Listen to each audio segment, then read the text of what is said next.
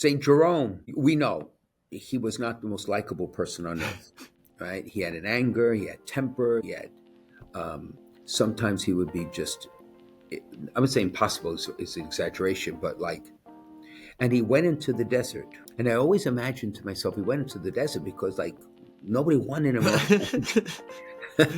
But actually, right, he went into the desert in part because he had a lifetime struggle with the temptation to lust. So strong that the only way in part he could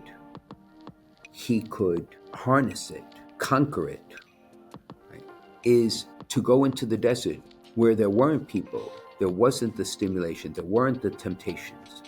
Do you know what I mean? It's Yes. fascinating. And then, of course, he went into the desert and he occupied his time studying scripture, studying Hebrew, right? So even a man who is now among the saints, who devoted his life to sacred scripture, had a lifetime temptation Yeah. that he struggled with, which Right. gives me consolation, right? Right. And he went to extreme or somewhat extreme measures to make sure. I mean, how hard do we fight against our temptations? Correct.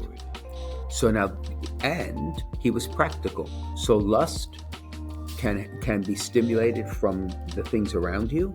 You don't have custody of the eyes. So he went to the extreme to get rid of all that possibility, right?